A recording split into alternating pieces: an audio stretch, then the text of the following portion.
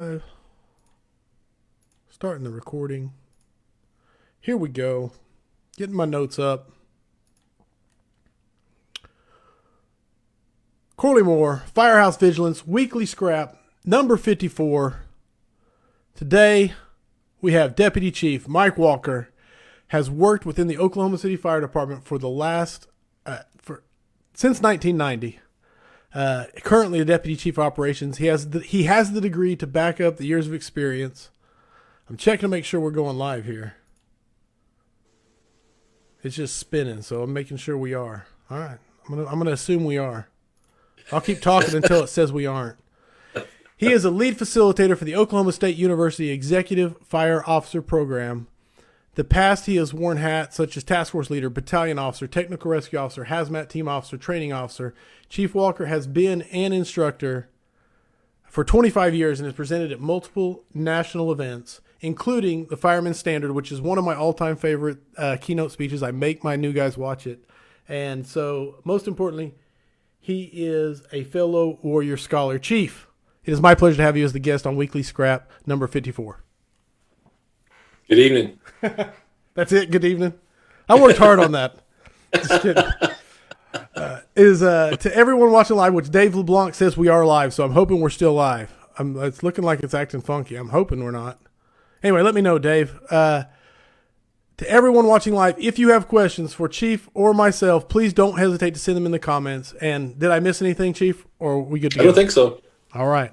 Then with all of that being said, I'm still looking at why it's saying we're having trouble playing the video. That scares me. Someone let me know. Everything looks good on this end, other than I'm not seeing the preview. Dave LeBlanc says, love me some Mike Walker, so I'm hoping it's working. All right, then we'll just go with it. All right, thank you, Dave. You're the quality control expert right now, so we'll go with that. Me and Chief have been talking about, and he got to speak on this at the Mid-America Fools Fire Conference 2020, the Organic Design for Command and Control, which was written by John Boyd in 1987. And so, Chief, I'm going to let you take off with it because you know a lot more about it than I do. Well, it was an interesting, I was getting ready to talk at that Fools Conference this last week. And what I was intending to talk about was how the OODA loop, and basically try to make it some figurative thing on how we can apply it, because what they were wanting me to do is, at the end of the day, give an uplifting talk to everybody in the audience, and, send them out ready for the hands-on training stuff. But as I was looking at the OODA loop, and I'm like, who invented it? Or who came up with it, who popularized it, and it was Colonel John Boyd from United States Air Force. Well, as I get looking at it, man, it started taking me down all these different paths about who Boyd was, and totally wrecked what I was originally going to talk about with the group, because I realized that there was a whole lot more to this guy, or even more to the OODA loop than what I was had previously even taught about. And to understand who John Boyd was, just kind of as a background to let the audience know, why I'm geeking out. My wife's accusing me of having a man crush on him, but right. I don't even care. He gets into the U.S. Air Force, even before it's the Air Force, and then works his way up. First, he's a mechanic. Then he ends up being a lifeguard as he gets it where he can go to college. Gets his degree in economics, of all things, but then he's able to start to become a fighter pilot. And it was towards the end of the Korean War before he actually was able to fly.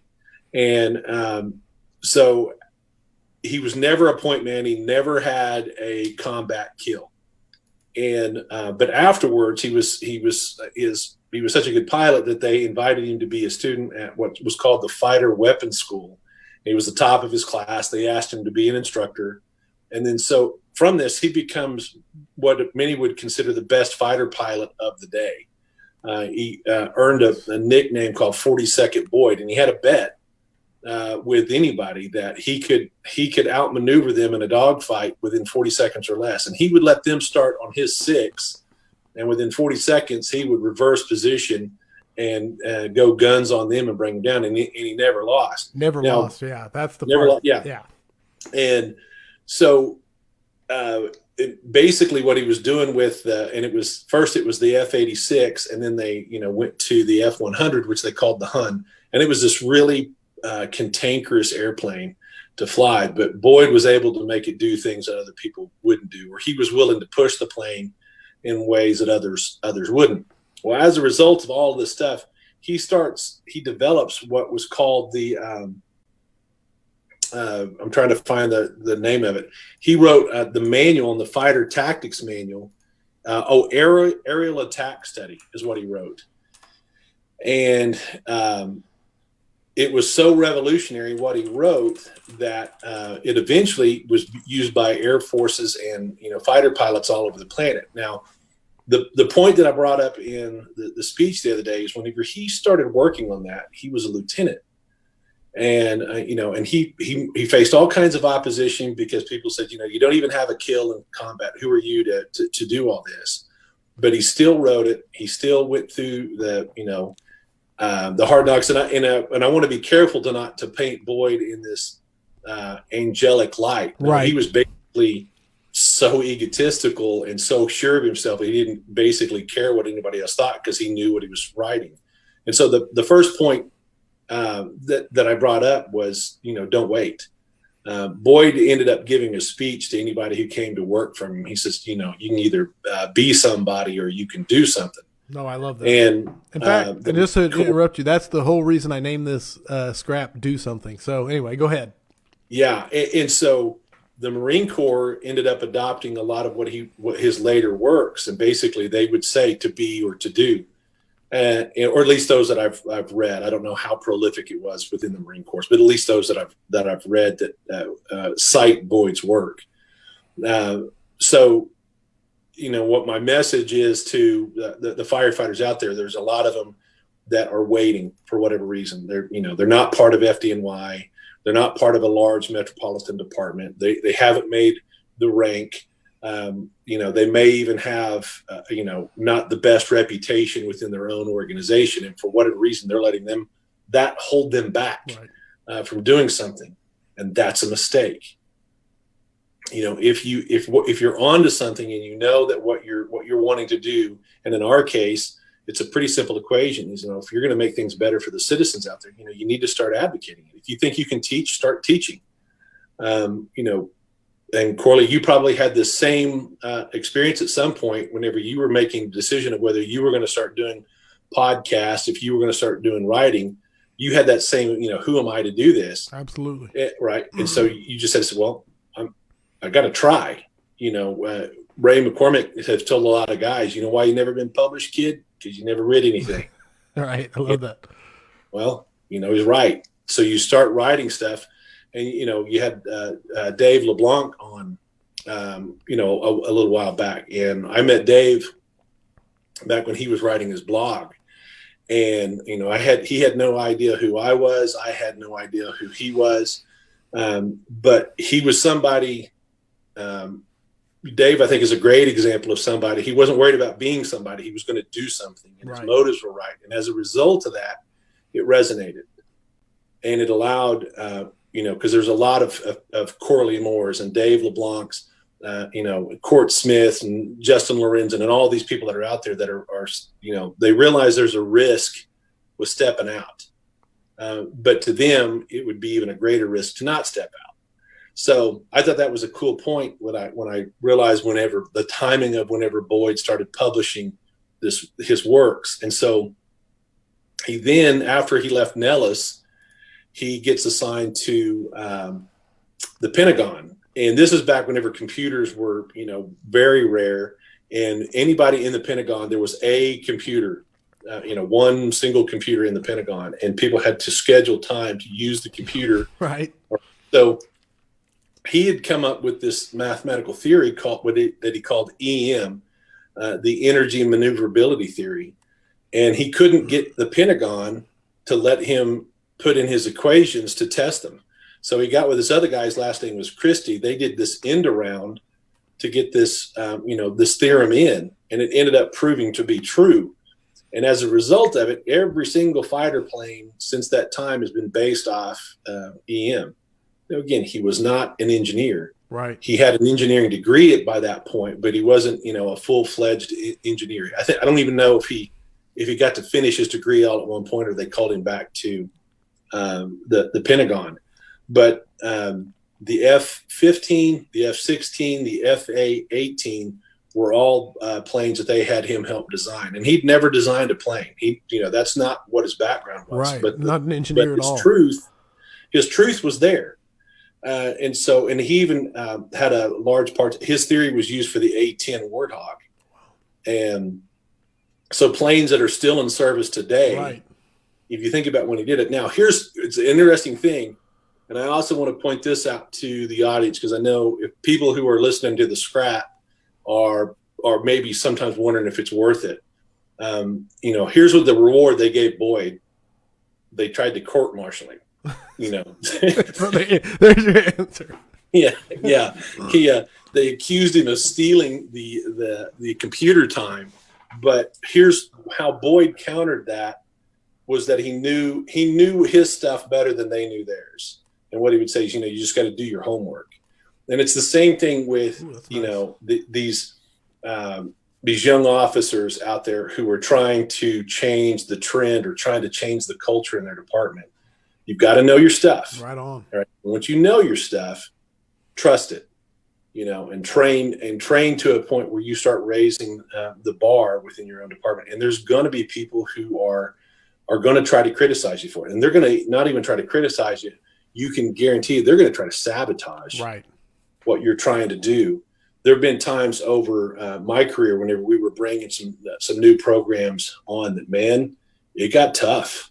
We were changing our high-rise policy, and we're switching to 2.5-inch lines with a smoothbore nozzle. And man, you would think that me and the others that were working on it, that we were committing sacrilege, man, that we had, slapped the Pope or something. Right on. And it got pretty brutal at times, man. There were some people that were, gave us some cussings in some classes that got that exciting at times. But what stood us, it wasn't so much our faith in it. It's just that we, I had, we'd done our homework. We knew what the NFPA standards are. We had talked to, Dave McGrail and all these guys who had been doing true high-rise work, and we knew we were solid on the information. And that's what Boyd did whenever he was bringing about change. You can't just, even though he was this huge ego, so reportedly had the worst table manners of anybody, in the Air Force history, wouldn't let the truth get in the way of a good story. Right on. Right. But when it came to the work, he was solid on what he did. And so it made this huge difference. And as a result, the world has benefited by his work.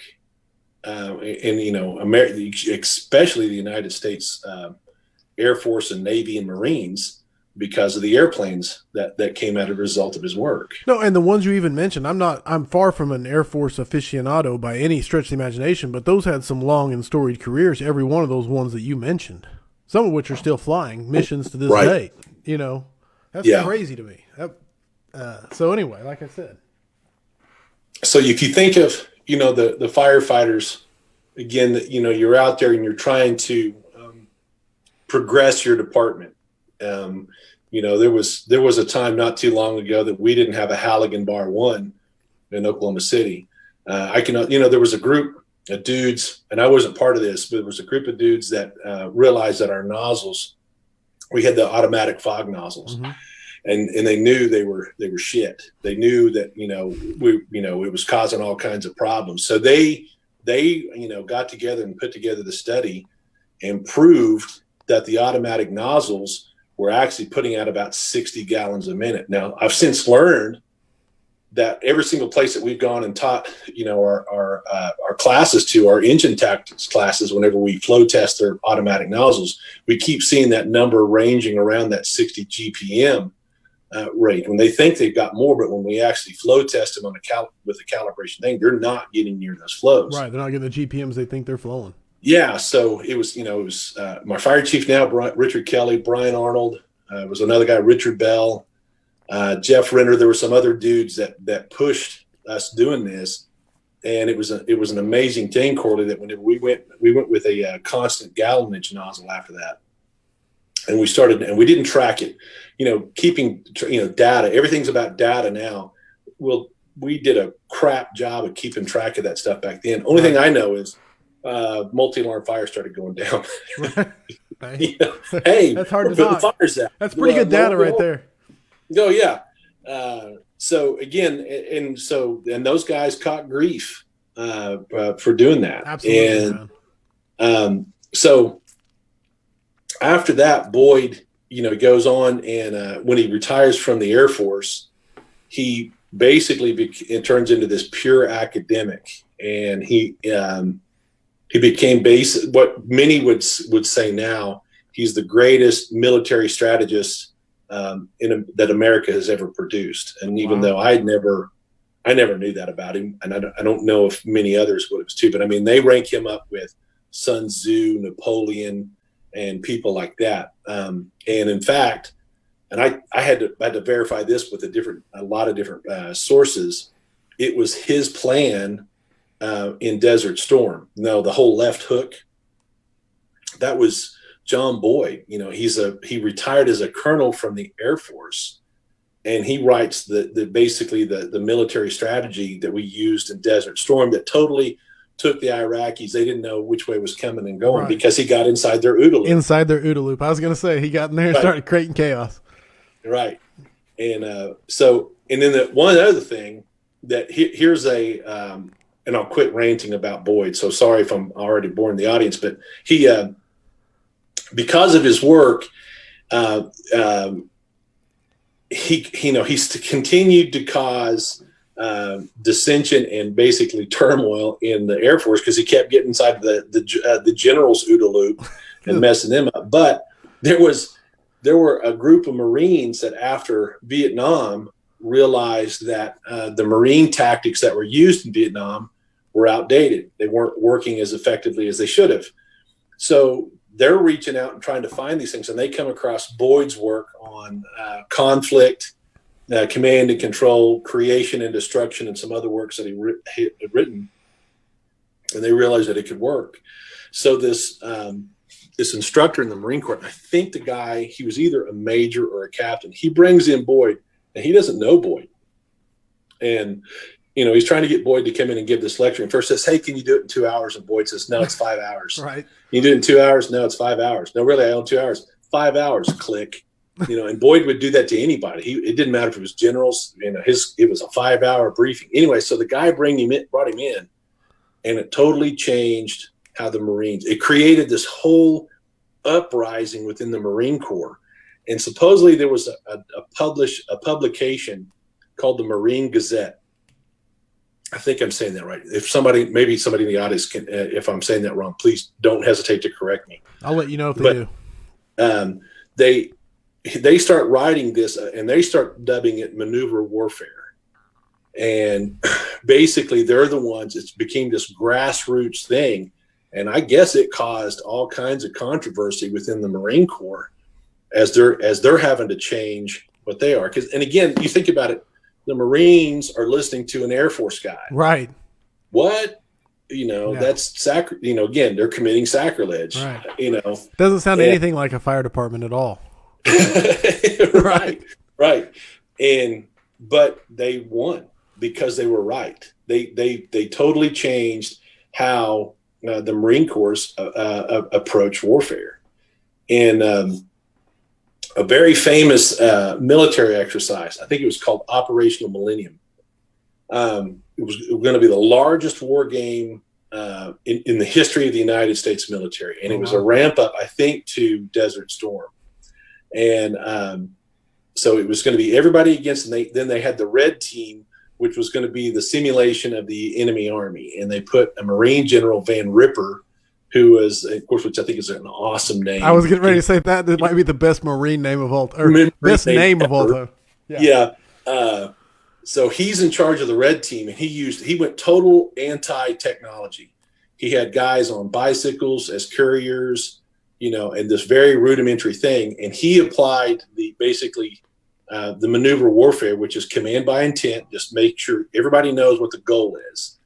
All right, there's the goal. Now go forth and accomplish the goal. And it wasn't very rigid as far as you'll do this by this time, this by this time, and this by this time. And they totally devastated the U.S. The red team won in like an hour. Oh, they wow. caused like 20,000 simulated casualties, and it just totally wrecked the whole exercise.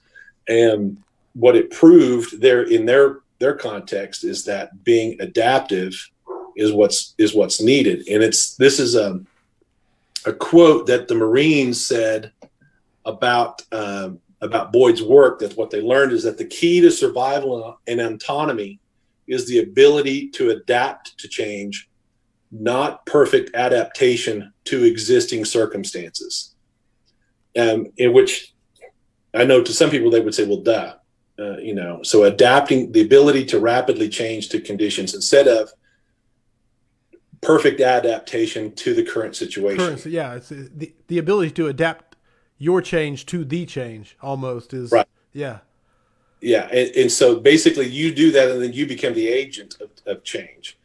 And now you think about that in within the fire service, what people will do is they try to make a perfect adaptation to the current situation. All right, so Boyd, that's what he would say. You can go and be somebody, or you can do something. Right? You can go and you can play the game, make the right friends. Everybody can say that you're the nice person, right? You got a lot of get along, and you can try to perfectly adapt to the current situation. Well, I can tell you, if that is your formula, you're always going to end up being frustrated, because there's the other side of the equation of people who are constantly trying to adapt and trying to make things better. They're already frustrated with the current situation. So and they will be an agent of change and cause things to progress, and hopefully it's for the better. So, all right. So I'm gonna pause you because I want to catch you up A, on the audience, and B, I think it's a perfect segue to going into the fire service. So besides Dave LeBlanc, who says, "I am blessed to have met Mike that way," when you reference meeting him. True story, know as much as you can and then learn more. So he's adding on to, if you want to make a change, learn stuff, know your shit, basically is what he's saying. And if you want to make a change, always have a plan B is what Dave says. You may not get all the change, but you may get some of the change. Then build on that. Jack Wilson did give us encouragement and said, hey, this is very interesting stuff. So so far, at least for Jack, we're on the right track. Okay. And I want to say this is because when I was talking to Chief Walker yesterday, we were just messaging back and forth, and we were talking about Boyd's command and control and his stuff. And I said, hey, let's just do a scrap based around this. And Mike was like, well, will the audience be bored? And I said, I'm the wrong guy to ask because I think it's fascinating. So if you guys are and want other stuff, let me know. Hannah, of course, is Hannah. So she already has a question up here for us. But what I want to do is start discussing the command and control, the John Boyd stuff here. And then we'll get to Hannah's question if we don't answer it while discussing it. Fair? Is that fair? Yes. Dave LeBlanc also said, Boyd, the fighter pilot who changed the art of war. It's a great version of Boyd's story. I don't know if you've read that one or not. So since you're my current Boyd aficionado. I read the one by Coram. I think he was the author of that. And it's this long, it's a huge book. But I'm finding out that there's quite a few works. Gotcha. And people cite him all the time in academic works now. No, and I'm probably a lot like where you were when you started. I'm just like, seriously, this guy's a big deal, obviously, so I had no idea. Yeah. All right. Yeah. All right, so let's dive off into the organic design for command and control, or whatever direction you want to take this. And so I'm trying to. I'll qualify real quick before I let you loose, which is I analyzed it basically from a fireground decision making standpoint. Like if I'm on the fireground, not really from like culture or leadership or anything like that. Mine was more from on the fireground. And so before I let you loose, like I said, is one of my major takeaways was we're not up against a human element with its own agenda. We're up against a fire and a building. So anyway, I'll explain to me the difference and how I applied it as we discuss it. Okay. Yeah. Because, that's it. I think we're going to share with them, because you had found on YouTube where there's actually a recording of Boyd giving this lecture. Right. And I think he's giving it to the Marine Corps. And the quality of the audio is horrible, but if you really get in there and listen to it, you can hear not only what he has on the slide or the overhead in that in his case, that time frame, yeah. But his side comments about it as well. So what he starts off with saying in the study was saying that, you know, when we talk about command and control, what it means to be in command and control, but he says what we really need to strive to is leadership and appreciation. Right. Now, his context of what he's saying, appreciation, is far, far different than our modern 2020 appreciation. Like, oh, I appreciate you. I think no, what he's talking about appreciating the situation for what it is and getting an honest assessment of it. But he says that, you know, a system has to have insight and vision, because without insight and vision, there can be no orientation to deal with both the present and the future. So, you know, and he, you know, there's a lot of things that you'll hear about a commander's intent. So if I think about fireground operations, you know, how do we make our system to where we have the right level of accountability, to where we know where our personnel are working, but it's nimble enough and adaptable enough that our personnel feel like they have the freedom to address, as Wes Sitton said the other day, targets of opportunity as well as the overall goal. Right. You know, and to be able to achieve both of those without compromising one or the other. Right, and you're juggling. Yeah, and because he says the other thing it needs is focus and direction, because without that, implied or explicit, and it's a big deal to him, implied or explicit, there can neither be harmony of effort nor initiative for vigorous effort. I kind of dig, you know, the way when you read it, it sounds a whole lot worse than whenever he says it. Yeah, and then obviously it has to be adaptable, which implies variety and rapidity. Without variety and rapidity, one can neither be unpredictable nor cope with the changing and unforeseen circumstances. Now, when he talks about being unpredictable, obviously he's talking about flanking a human enemy. Surprising the human enemy, right. Yeah. So I may not have put it on here, but, you know, what we need is, what is variety on the fireground? You know, and there's a lot of different things to it. Like, I think of the different tactical options, like when you're going to do a search, you know, as the incident commander, all right, I need to have enough trust for the people that I'm working with, that whenever they decide if they're going to do an oriented search by going through the front door, or if they recognize a target of opportunity and are going to do a bin inner search, I need to be able to rapidly understand that and be able to adjust what needs to be adjusted to support that, because they're hitting our highest, you know, priority, which is a based off your commander's intent. Right. Right. And in the same thing, whenever we're talking about, you know, fire attack or ventilation or whatever that is, you know, there needs, and that's the other thing. What Boyd stressed is that is for the command system that he's was talking about, is that the amount of implied trust, you know, is a key element. So what he's talking about different between implied or implicit versus explicit. If it's explicit, that means it has to be explained. It can only go page by page because it's having to be explained. Where if it's implied, all right, it can move much faster.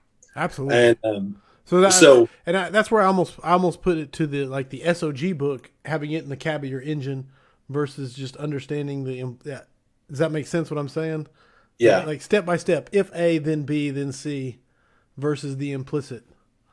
Well, yes. Yeah. And that's the part. And it's, you know, there's nothing new under the sun. Years ago, I was working on a way to try to teach guys, you know, to take that step up from being the tactical officer to the strategic officer on the scene, the incident commander, if you will. Sure. And it dawned on me, you know, the fact that what you have to do is assimilate the patterns. And Boyd does a much better job of explaining that. Because here's what you get into. Like, if you start thinking of the things that you have to observe, all right. So for those of you who aren't aware of the OODA loop, it's observe, orient, decide, and act.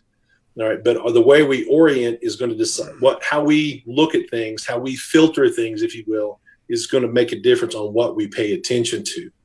So as he would say, that's the Schwerpunkt. That's where the basically the focus of our energy should be, is on how we orient and we view a situation. So that's huge when we start talking about size up. Yes. You'll hear us preach about building construction, but Corley, I don't know if you face the same thing, but I do. I still have a lot of otherwise good officers that just don't get the significance of building construction. Well, yes, 100%, because they come from different backgrounds than they used to. I mean, yeah, it's different now. I mean, it is. So for me, is taking that building construction, whatever that is, for me is, your smoke and fire conditions, reading the smoke.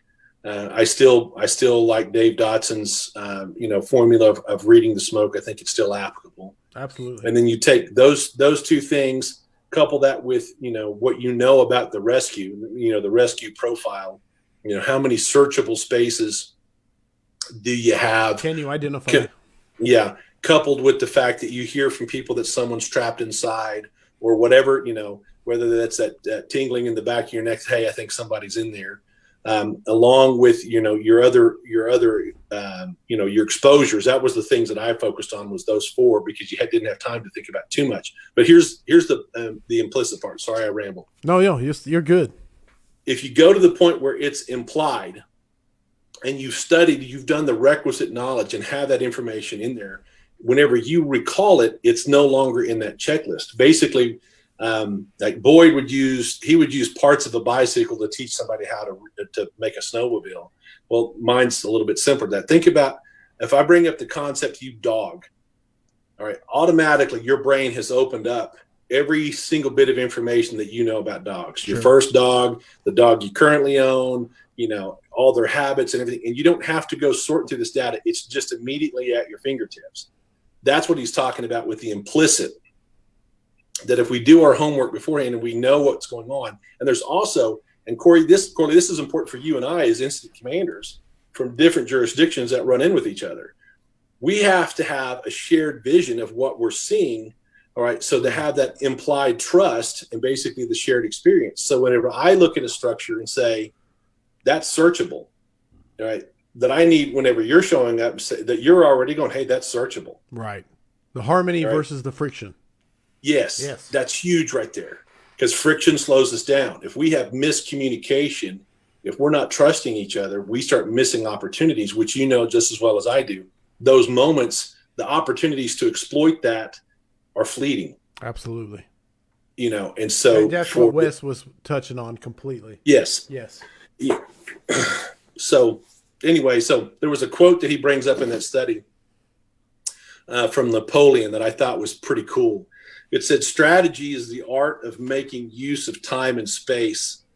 He says, I'm less chary, or he cares less about, of the latter than the former. Space we can recover, time never. Never. I may lose a battle, but I shall never lose a minute. The whole art of war consists of well-reasoned, circumspect defense followed by rapid and audacious attack. Right. I dig that one, man. Dude, that's one of the things I underlined. That's what I said. I may lose a battle, but I shall never lose a minute, followed by a rapid and audacious attack. So right. It's funny, just the thought process on that. Yeah. No, that was one of my favorite quotes that he did. And then the other one for me was Clausewitz was friction is the only concept that more or less corresponds to the factors that distinguish real war from war on paper. And that's where you talk about training versus the actual fire ground. You know what I'm saying? Yes. And he touches on that is you have to try and understand that friction is going to exist when the real deal happens. Right. And so if you think that, that realistic training, and then whenever you've tested yourself, you've stressed yourself, and you found out what your capabilities are, and you do that in relation to the other people that you're going to be responding to, right? That's how you're going to build that synchronicity, that harmony on the scene to where it comes together. Because we've all been there when you have those incidents where if I'm not having to explain everything to you and you're not having to explain everything to me, that we can just go to work. Right. Man, good things are more likely to happen. Absolutely. And there's departments that are struggling to find that synchronicity just between their their responding district, let alone their department, let alone, depending on the size of how far out it goes. I know not to mention what me and you were talking about mutual aid, or automatic aid. Right. We're talking about just within their own departments, their own jurisdiction. Oh, yeah. Two crews showing up and having that friction because they're not on the same page. Are you there? I lost you, Chief. I got no sound. Mess this up? No, you're back. Okay, sorry. All right. Yeah, daughter was trying to call me. Sorry. Oh, yeah, you're fair. She's more important. So another thing that he brought up in those quotes was the one from Balk of 1980. He says, emphasis upon the creation of implicit connection or bonds based on trust, not on mistrust, that permit wide freedom for subordinates to exercise imagination and initiative, yet harmonize with intent of the superior commanders. The benefit is internal simplicity that permits rapid adaptability. Yeah. Now, dude, that's the fire ground. Yeah, commander's intent plus decentralized command, time plus decisions acted upon, all rolled into one. Right. Yeah.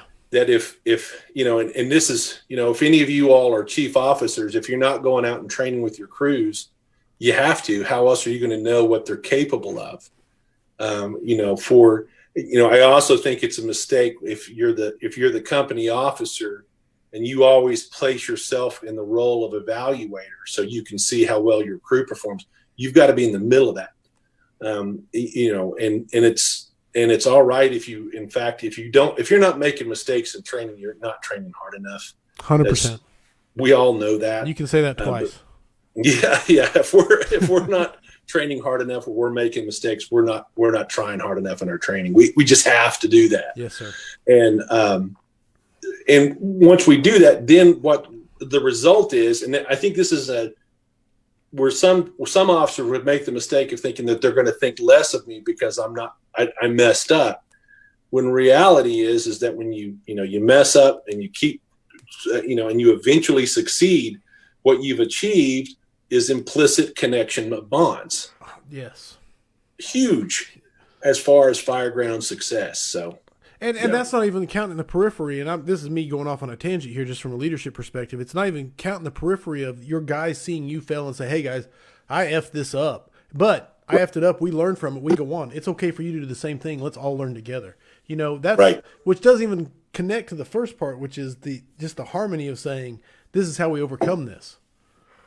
So anyway, sorry. That's huge. So there's the other thing that Boyd gets talking about, that if we focus on command and control, that our tendency is to be too inwardly focused. All right. And anytime that a system is too inwardly focused, it's going to collapse in on itself. Now, dude, there's a ton of things that, from the fire ground to the fire service as a whole, that when we start, if we're not externally focused. So basically when he says when we're externally focused, then we're connecting with our environment. And we need as many people on the fire ground, looking outward so they can connect with their environment, which is the fire ground. Right. So it's one of my huge notes, because he said it in that tape, which was complacency. Because I'm a huge guy on complacency, but he says complacency cuts you off from observing, which means you can't see the environment that you are in. And I love that quote. Dude, I've been that dude. No, 100%. I've been where I've gotten, the fire basically got in my OODA loop. We got behind, things weren't going well, and then it starts dominoing. If we think of the links of disaster, what eventually happens is we get so inwardly focused that we're not fighting the fire. How many times have we gone to RIT training where basically they're saying, hey, you guys quit fighting the fire. We still got to fight the fire. We still got to put that out. Right. Can't stop there. But we have our own tendencies and our own situations that causes us to forget the overall situation. And we start looking at our own problem too much. And that can be deadly. Deadly. Very deadly. And so when I started thinking of what are things that happen that causes us to become internally focused on the fire ground. One of them was that, and I run into this with new officers, and it's not a knock against them. We've all got to go through the process of learning. So We all have this phase, if you will, but we're more worried about how we sound on the radio versus instead of effective communication. Sure. I've been there, dude. 100%. I've been there.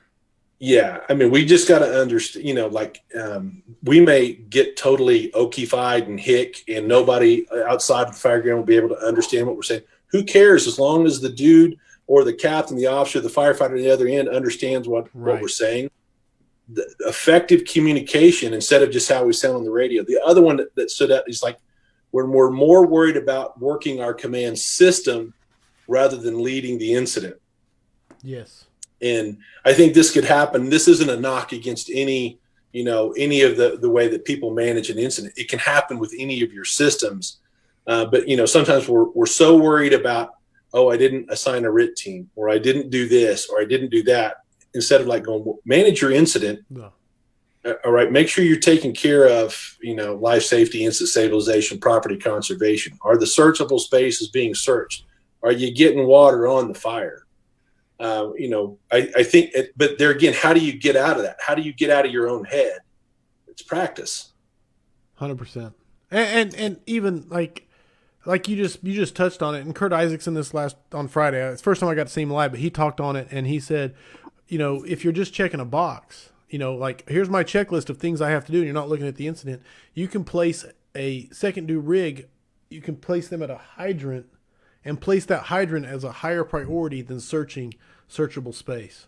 That's exactly it. That's being internally focused instead of externally focused.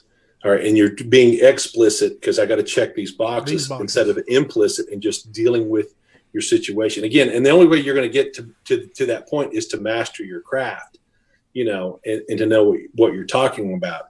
The other point I want, not just on the incident commanders, but on the crews that are executing the task and the tactical level, is that if we hesitate taking a necessary action that could benefit a victim because we're afraid we're going to violate policy. Right. Or, in Oklahoma City for years, the dilemma our officers faced was, it was a hard rule. It was basically a thou shalt not commandment. You will bring in a supply line, and it was a huge rule, and it put officers for years basically in an ethical dilemma. Right. I got 500 gallons of water. In some cases, I got 750 gallons of water on here. I could go in and make a difference, and I'm going to lose this time catching the hydrant and having to slow my ingress because we're laying this line. So I was glad we were able to change that. And it had all the things that we feared that if we quit forcing that first engine to lay a line, hasn't happened. I haven't seen it yet. That's good. We haven't run out of water. Right. Crews, the second engines, they're bringing in lines, and we're getting the water supplies established. But what we have seen are a lot of very fast knockdowns. Nice. Yeah. And you guys have very massive rural areas that are spaced out. Right. I mean, Oklahoma City is spread out. Right. 621 square miles. It's not like Moore. We're blessed, man. We got hydrants everywhere and we are landlocked. And so our second due is going to be 2 minutes, 3 minutes out tops. But so anyway, for that to be your findings for making that change is awesome to hear, especially considering the jurisdiction you cover. All right, real quick, coming in with Crew First Culture said, which is Jeremy Sanders. He said, I couldn't agree more. Officers and above have to get involved in training. We have to know the capabilities of our people and be the example that's not afraid to make mistakes. Plus, we need to be competent enough that we can be teachers as well. And I mean, that sums up very well. And then, of course, I don't know. Mentors are necessary. This is from Gigi Galasso. He said, mentors are necessary within our crew. Some will, and the beginners can teach the upper echelon something new. No, there's 100%. You can learn from those new guys. I mean, do not be afraid to learn from their passion. Go ahead. Garrett Rice from the Colony, he shares the story that it was a recruit that came in, and he's noticing this recruit is bunking out at the beginning of every shift. And he's quick dawn, he's putting on his SCBA and practicing his quick dawn technique. And Garrett hit him up And the guy just told him why. And Garrett, but this, I think he's a captain at the time. And Garrett, if you listen, I'm sorry if I'm butchering your story, but he basically said, that's the right thing to do. And so at that point, the younger guy, the newer guy, demonstrated good leadership, and the rest of the crew followed suit. Now, as a result, who wins? Mrs. Smith. Yeah. Yeah. Because that crew's, they're not, Mrs. Smith's not waiting for that crew. No, they're ready to go. And it ties right back into what you said at the beginning. You can be somebody, you can do something. The rookie did something, right, and it goes right to Garrett Rice. He did something. He acknowledged it. And now the whole crew, and who wins, like you said, meeting the need. I mean, it's just amazing. I mean, top to bottom. All right, yep. Sorry. That was my interruption. Let me see if I got anything. Have we answered Hannah's question? I'm scrolling backwards, Hannah. Chief Walker, can you discuss the portions of the OODA loop that occur nearly instantaneously and how to train on that to increase speed and accuracy of decisions?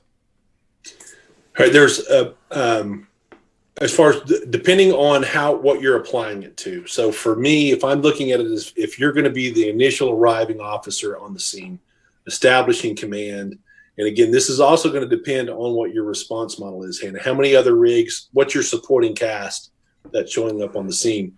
If you even have other resources showing up, sure, you may be it. Yeah.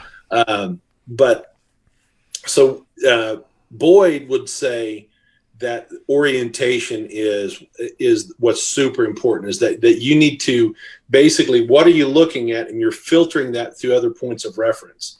And for me, building construction is big. Here's a drill that I've done for years, and you can do this. Get with your group, people, your fellow fire geeks out there. Have them take pictures of buildings. All right, and make sure they're small single family dwellings.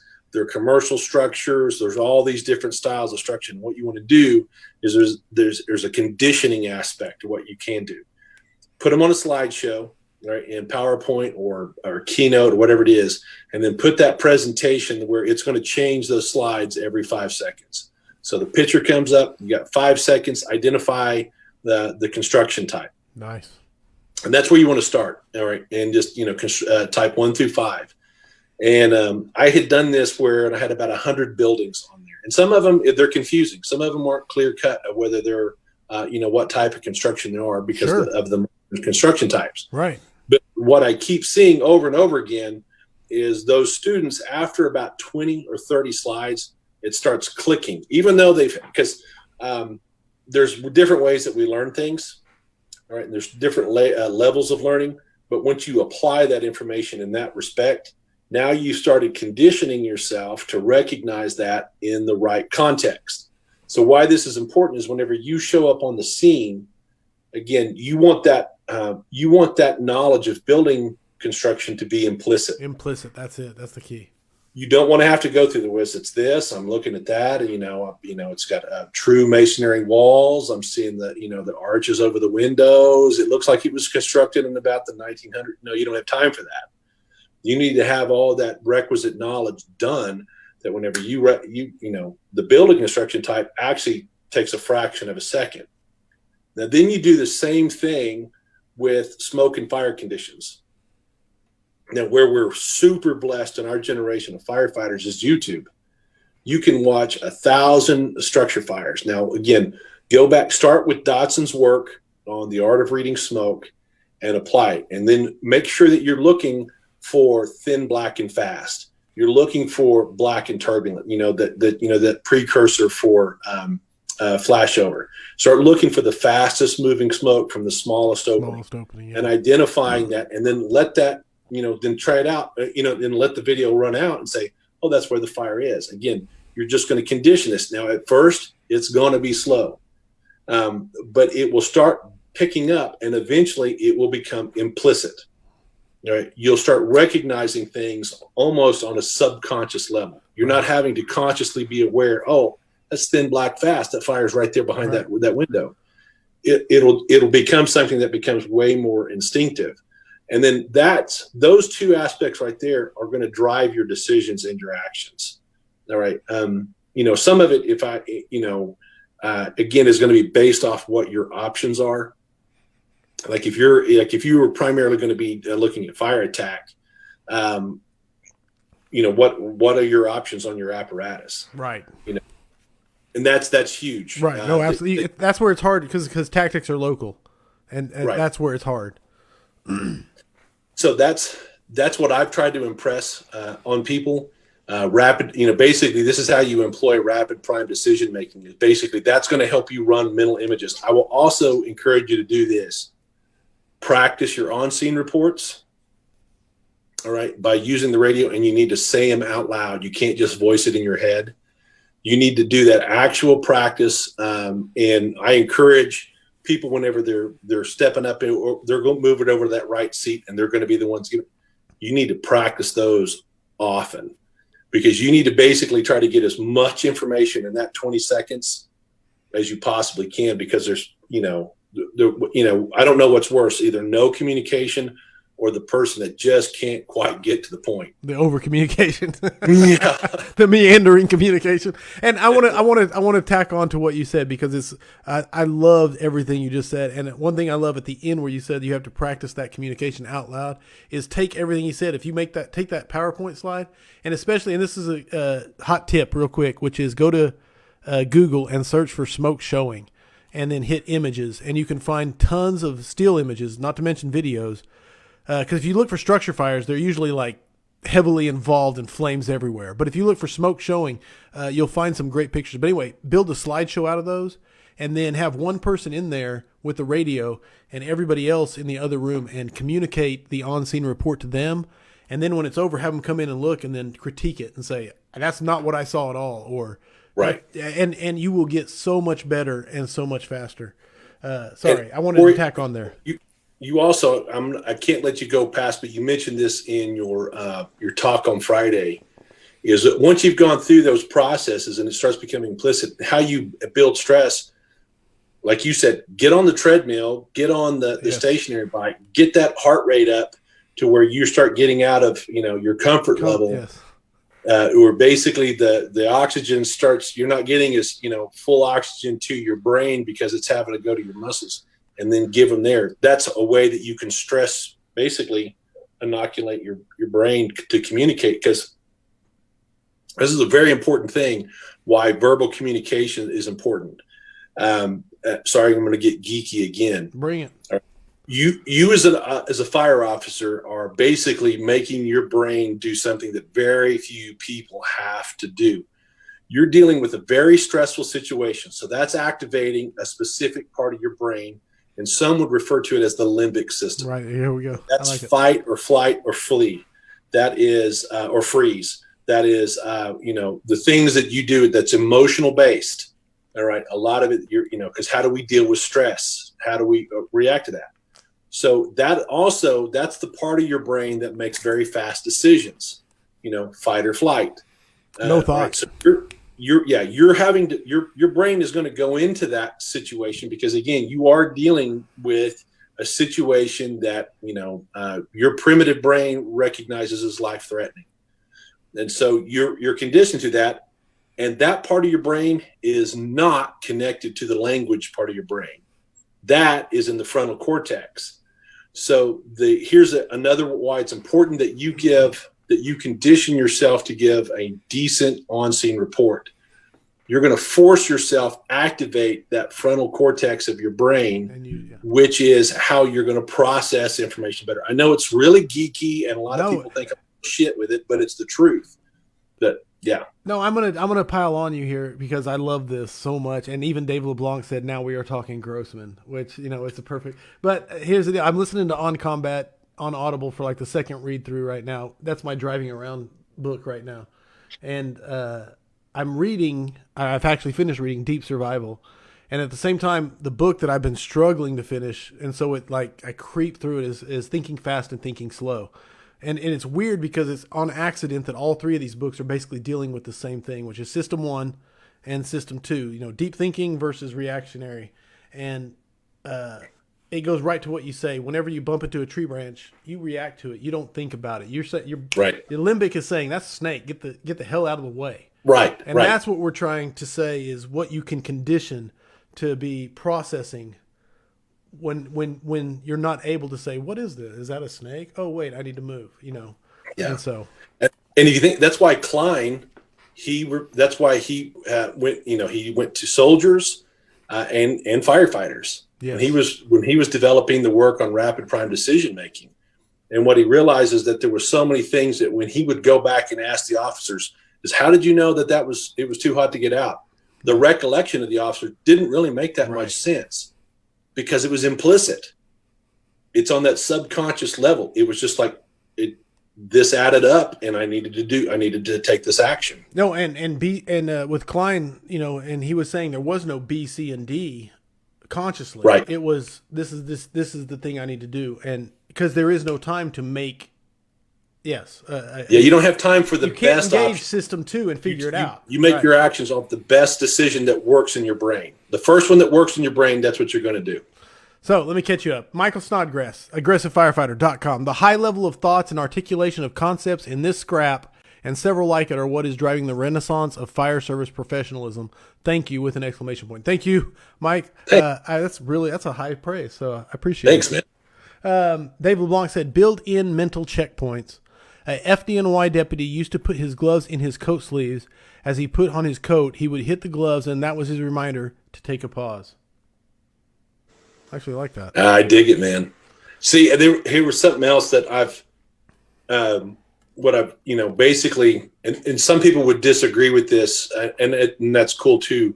But I know for me is like I had to come up with basically my routine, kind of like what that deputy did, and I needed it to where if I got interrupted, I could come back to the point that I needed to come back to, if necessary. Now, the downside of that is again, could it have forced me to be too internally focused, that I was more worried about how I sounded? Yes. So there again, you get to, because the whole point, here's the other part about the OODA loop. And this is where another point that Boyd brought up is basically what you want is to be able to achieve the term Fingerspitzengefühl. Yes. Right? Love it. Okay, go ahead. Basically, you're such an expert. You know what's going on that just from a light touch that it feels right. Everything is right. So like that, I'm sure you can come up with your own mental image of what that means to you. But to me, it resonated that the more people that we can get on the scene that are achieving that are at that level of Fingerspitzengefühl, obviously the better the scene is going to get. Because you have people that just understands the flow, the rhythm that this is working right, and if you think about the mental aspect of firefighting, if you start thinking about what does right look like, right. I love Chief Thompson's explanation on this. We've done a poor job of defining to the fire service of what success looks like. Right. So what is that? Right. And so if we can get the more people that we have that understand, this is what a success is, the easier it's going to be to achieve that. So I'm not even going to try and pronounce Fingerspitzel Snikel, but my interpretation from your take the other day is basically, and I'm going to Americanize this right here with Stan Lee and go with spider sense. You're trying to get to the point where there are no exclamation points coming off from your spider sense. Everything just feels good. Right. So, anyway, that's my interpretation of it with Peter Parker and Spider-Man in the driver's seat. So, all right, Chief. Man, I'm not. We're at 1 hour right now. And we are on page. I'm sorry if I ramble. Yeah. No, yeah. I love. Again, I'm the wrong guy to ask. I'll do this for we could turn off the stream and we'll still talk and go for it. But yeah. I do want to keep it good for everybody here. And if you want to, again, I'll have you back and we'll continue to discuss Boyd and OODA loops and any questions anybody who's viewing has. But I want to ask you first and foremost, I always ask this, books you think that firefighters should read? Man, I really like The Art of Reading Buildings. Yes. I think Brannigan's Building Construction to understand the traditional type 1 through 5 and the implications that go along with that. But then I also like Dodson's, The Art of Reading Buildings. I've always appreciated John Norman's book, The Fire Officer's Handbook of Tactics. Yeah, I just got the new edition. I'm so pumped to go through it again. So I know some people have been critical because there's too many stories, but the reality is we learn from stories. Yes. I also am a huge fan of McGrail's high-rise book. That's basically the backbone of our high-rise policy is what Dave wrote those years, and it's still applicable. We call it mid-rise because we're in Moore, and so we have mid-rise, but we are basing most of our mid-rise operations off that book. Right. So as far as those tactics and thinking of the different types of fires, those are, of course,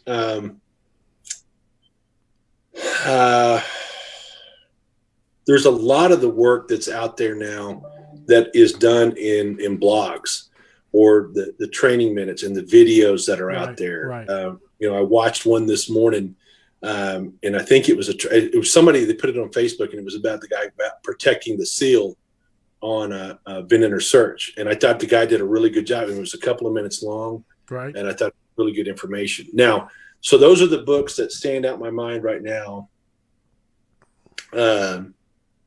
Again, Dodson's The Art of Reading Smoke. I think if you're going to be a company officer, you need to master that. Because again, that's going to drive a lot of your decisions. Leadership books. I think that you should make it your habit to read at least 2 good leadership books a year. Ooh, that's a good. I like that. I like that as a checkpoint. I think because, and this is where I would agree with Boyd, is if you can never be satisfied whenever it comes to leadership. I love that on his tape when he was like, "Hey, I don't care. This is the best thing we have. Now go out and call it shit and let's rip it apart. It is the best thing. Now let's rip it apart." Anyway. Right. Sorry. And that's what we need to do. So one of the first books, and I still think that it is good, and it's an older publication written by John Maxwell called The 21 Irrefutable Laws of Leadership. I think that is an outstanding book to start whenever you start, what does it mean to be a leader, a person who's going to influence others. It's Your Shit is another one. I love the Jocko books, Extreme Ownership, The Dichotomy of Leadership. You're going for the record. Do what? You're going for the record. I don't know what the record is, but you're going for the record. Okay. No, it's fine, and that's not a critique. I have yet to disagree with you on a single book, so it's awesome. I'm trying to Wooten, the UCLA basketball coach, his book on leadership. I love citing his book. He is the opposite of Boyd. Right. He had the pyramid of success, and right. Yeah, and it was yes. And one of the things that stood out to me, and I've used this in a lot of talks with recruits over the years, is it didn't matter the first day of practice. Wooden would spend about 20 minutes on how to put on your socks. Because he coached Kareem Abdul-Jabbar and some of the greatest basketball players, and he's making sure they know how to put on their socks, and because it was about attention to detail. So I thought that was an interesting one. Tribe of Mentors. Okay. That's a different one because basically what this guy's done is he went out and basically asked the same questions to all these people who were leaders in their fields. Oh, wow. And they answered it. And so that one has a lot of good information. There's some of the people that responded to it. Not so great, but there's some of them very impactful stuff. And so I'm trying to read. I'm trying to always continually read a book on leadership. So I think you're going to have to do that. Because if you look at all of the leaders, whether they're military, whether they're athletes, whether they're in a ministry, or even within the fire service, one of the things that they had in common is that they were voracious students. They were constantly reading and learning.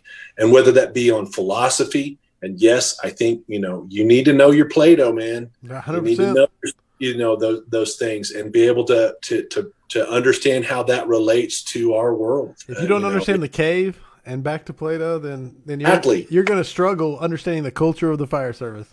Right. Yeah. So anyway, I probably rambled too long on that. Sorry. No, we're dude. This is the crazy part. It's like this is my bromate here talking about all these books and this philosophy and Boyd and OODA loops. Okay, I'm gonna catch some more comments coming through. The highlight. Okay, I got that one. All right. So Dave LeBlanc, of course. Dave LeBlanc has been Mr. On Point here, and he's talking about Fingerspitzenschnitzel.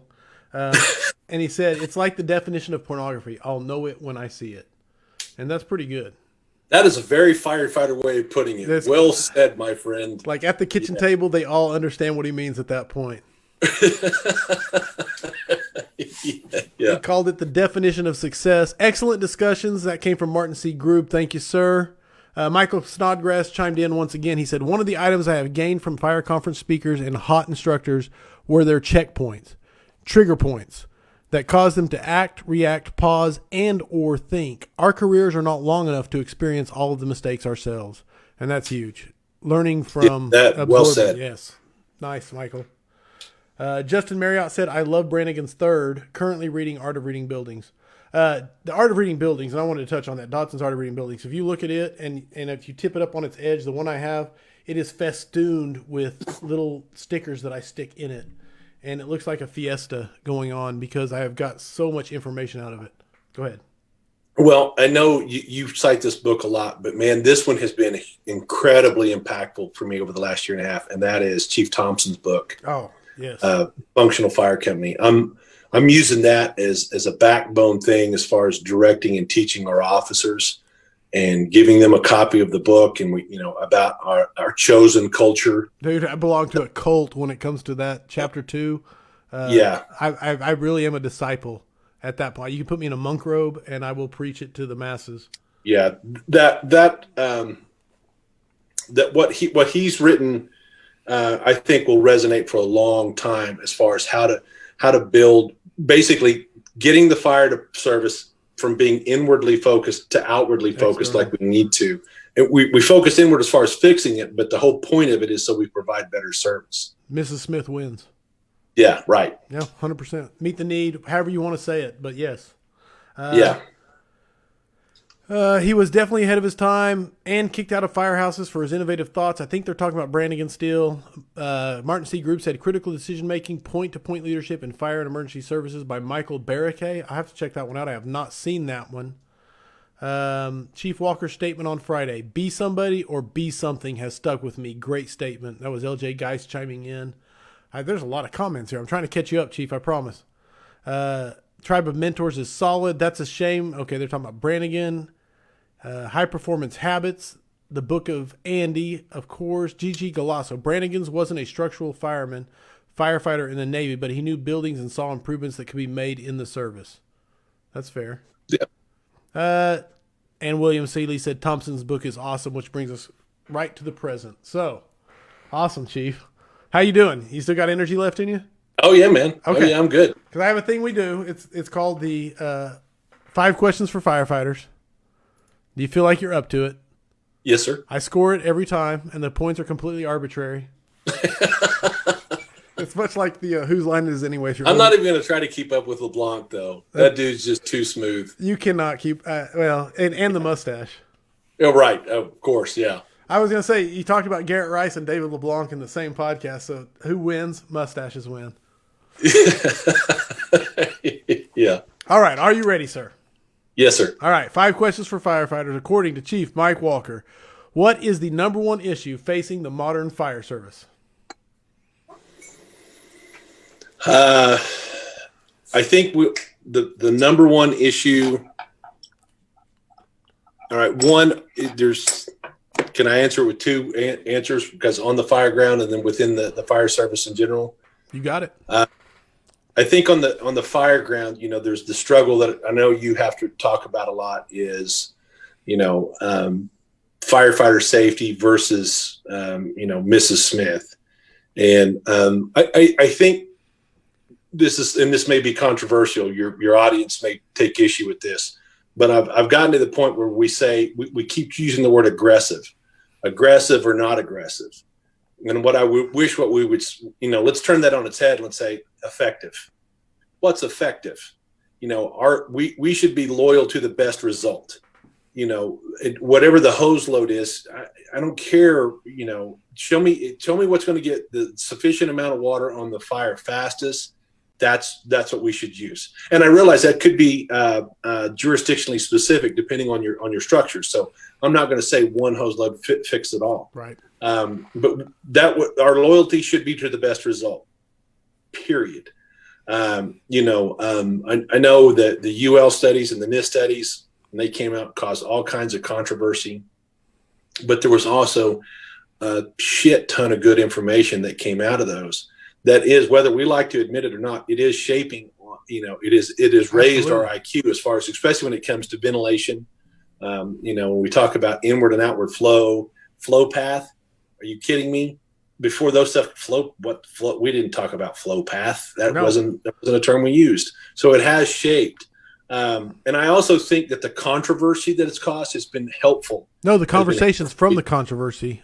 Yes. It has caused people, again, what is the best result, and to be loyal to that. So that is, I think we still struggle with what we're loyal to.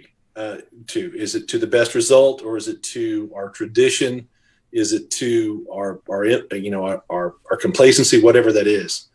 And now within the fire service as a whole, I think we have to understand that we're the last probably government agency that people trust. We're that is our currency. We live and die by it.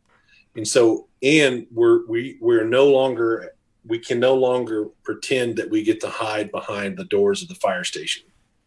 It is every single, the way we treat each other. It's time for us to raise the game. To be what the public needs us. I took Scott Thompson, he was in his example where he went and asked the people, hey, what do you expect from your fire department? Well, I called Chief Thompson. I said, hey, if you had to do that over again, what would you do different? And we came up with 4 questions. One is, what do you expect of your fire department? But the second one is, all right, you or your loved one is trapped in a structure that is on fire. Do you expect the fire department to come and rescue you, even if that meant that the firefighters would be injured? The third question is, you ask the same thing, and would you expect them to save your property? And then the fourth question is what are the top 3 things you expect your fire department to be good at? And then I also added, I said, characterize to me what you would say is, what do you expect of the firefighter themselves? And I give some character traits. Well, so I've been asking this either in neighborhood associations or in one-on-one interviews, and it's not a surprising answer that whenever the public says, hey, would you expect us to come and rescue you, even if it meant we're going to get hurt? I bet everyone in your audience already knows what the answer, what they would say.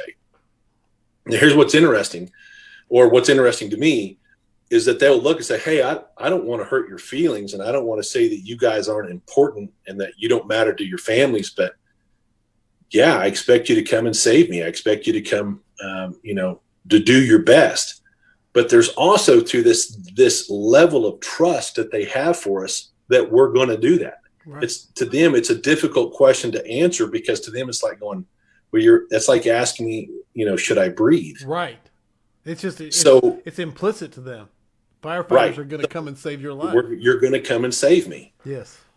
So the other part of it, as far as how we behave towards each other, we've got to raise our level of professionalism in a lot of areas.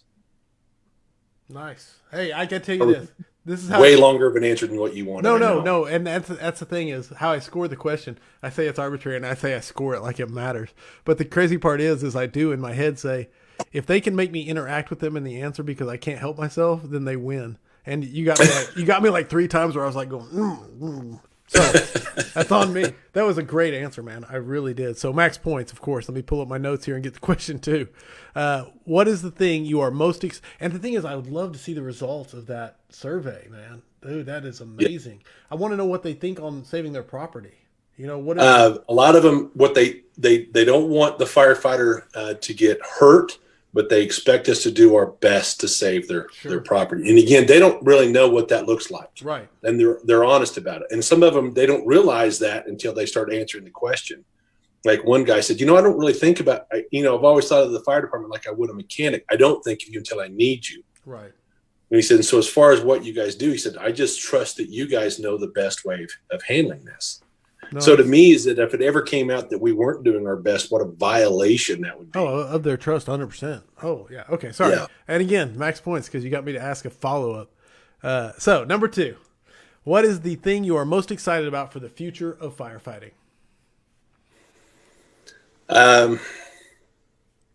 One, I'm loving the fact that we're coming back around, and that as one of the people who asked a question about the renaissance of putting the focus back on rescues. Brush was talking about Friday about the way we report things. And so, that we don't do a good job of documenting our successes. Well, J-Lo and the guys have been keeping track of this. They started putting an emphasis out on, hey, if we make a grab, if we make a rescue, we need to start tracking it. So they've been doing it. So here's our stats this year. All right. In Oklahoma City in this calendar year, we've had 8 fatalities, but we've had 13 grabs, 7 of which left the scene with a pulse. That's what I'm excited about. Nice. No, the fact that document. Oh, see, you got me talking again. Go. No, go ahead, man. No, you're good. Let's go. That's awesome. I just, as whenever I came on the job, we didn't make that many rescues. We weren't getting there fast enough. When we were getting there fast enough, again, we didn't have enough water coming out the nozzles to make a consistent impact. And this was back in 1990 where we're dealing with. They literally had it in the essential book what they called a power cone, which is basically basically a synonym for blister your ass. That you just go in there and you always had blistered ears. You remember you had your neck was blistered, your wrists were blistered. Hey, that's all we have to do. But God, think about what the results are that way. It's horrific to think about that. But because people are standing up and being loyal to the best result, I can tell you that my guys are making these kind of grabs, and we're not unique. We're not the exception. This is going on all over the place. Yes, sir. That's what I'm excited about. That's awesome. Max points, 2 for 2. Got me to talk. Okay, number 3, best rank position to be in the fire service, and you got a wide swath to choose from here. Yeah, man, I enjoyed the company officer role. I've had fun at all of them, but company officer, there with my crew, we're training. Basically you have that, we're going to make it when we show up on the scene that they're going to pull us out of staging in front of other people because by God, we're going to be that good. And, you get that camaraderie, that teamwork, basically, whenever that, Schwerpunkt, basically, we're hitting it on all 8 cylinders. That was a blast. I enjoyed district officer as well. But as you step up, your leadership has to change. Basically whenever you get to the level like where you're at, Corley, you're leading leaders. Yes. All right. And so with that sometimes that can be good, but sometimes you're dealing with more resistance at that. So it's a little bit, I don't know. It just seemed like that was a lot of fond memories back from that rank. I do. Yeah. Again, it's my bro mate because the company officer is the best position to be in the fire service. You take care of the guys that take care of the people. That's the company. Right. And when you move up one more, then you're taking care of the guys that take care of the guys that take care of the people. Right. Yeah, 100%. Right. So 3 for 3. All right, number 4, best advice you ever received. Never make a rule when you're mad. which is especially at the company officer level. It's been said so often that it's almost become cliche, but people don't care how much you know till they know how much you care,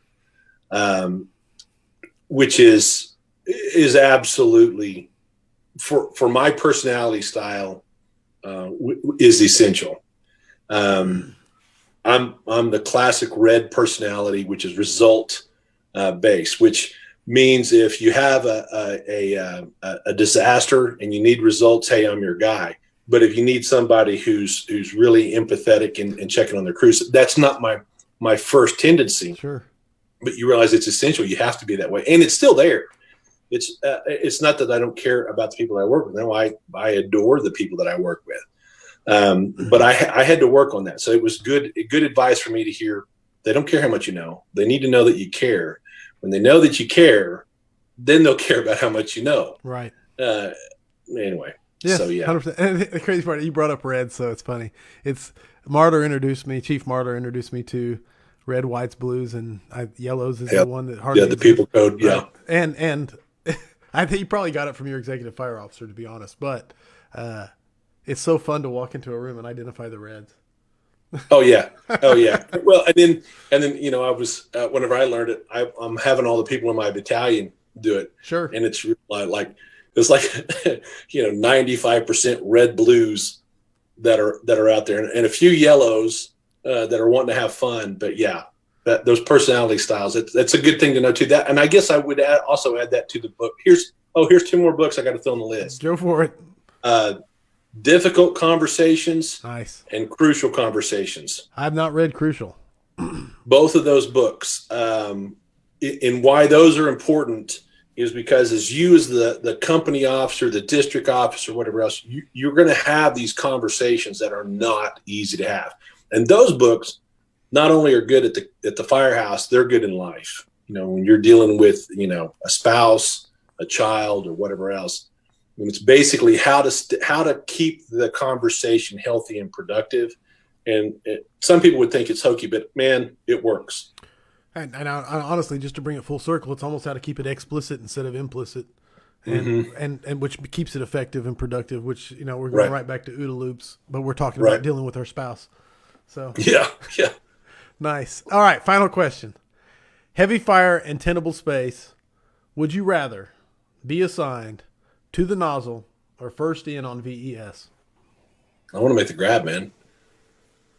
Fair. But if you put me in the engine, I want on the nozzle. So you got dedicated trucks. Yes, okay. We do. Fair enough. I primarily rode from driver all the way up. I was either on a truck or a rescue from that point on. So, I always like to give a knock on truckies and say, well, they eat the crayons. Oh yeah, we do. Again, have you watched G-Ron's Training Seconds? I have not. Okay, I'm going to have to introduce you to G-Ron, man. This guy, he's from Gary, Indiana, and he's one of the funniest dudes I have ever met in my life. Anyway. Does he need his own scrap or? Dude, I tell you what, if you got him on the scrap, it would be hard for you because you're going to laugh. The whole time? Okay. The whole time. The dude's just funny. Anyway, basically, he's a truckie too. So basically, squirt, wiggle, wiggle, wiggle, squirt, wiggle, wiggle, wiggle. That's Fair enough. I love it. Chief, it has been I don't know what this scrap was because it was great. Well, I'm glad you and I enjoyed it. I'm telling you right now, someone said Mike Heaney's here. He said shout out to G-Ron, my boy. I'm gonna catch you up one more time. Let's see who else was here. Bill Carey always says, this is Dave LeBlanc talking to us, if you are changing your commitment to the public, you had better tell them. And that's hard to know. Bill Carey said it good there. Bearers of the Oath chimed in and said, spot on, Chief. And they're answering your 5 questions to firefighters, I'm pretty sure. And I wish I had a chief like you when I was a company officer, on point. I'm going to claim that when he's talking about me. I'm just kidding. There you go. Yeah. Yep. Scary part is Dave LeBlanc coming in, replying to Dave, said, yep, scary part is some departments change the mission and won't be until something happens that the public realizes it. And that is the scary part. Yeah, yeah. And I don't know if Dave LeBlanc gets the MVP because he has linked like almost every book in here. If you guys want to find the books, Dave LeBlanc is on point. Oh, I'm telling you, that dude, he's amazing. Yeah, the way he can cite stuff.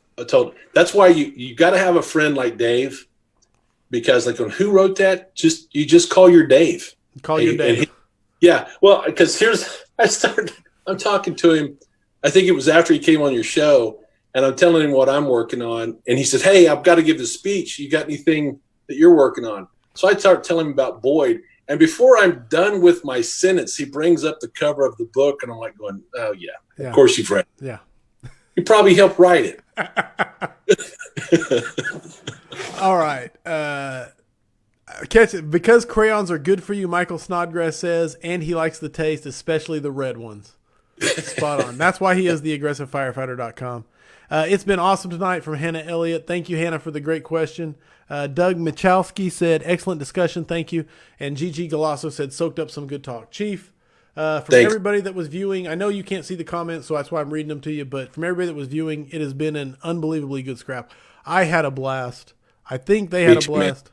The thing is I didn't even get to, like I told you before we started, there's a whole bunch of generic type questions I wanted to ask you. And this was great. So, all right, man, you got me in the geek zone. And so my finger spits and kafugled, man, off we went, dude. I call it the Peter you got Parker. me talking German, you know. Fair enough. Thank you, Chief Walker, for being the guest on number 54 of the Weekly Scrap. To everybody who joined in live, thank you so much. Thank you for the questions. Thank you for the comments. I hope the tone stays silent unless it is burning, and stay safe out there. Good night.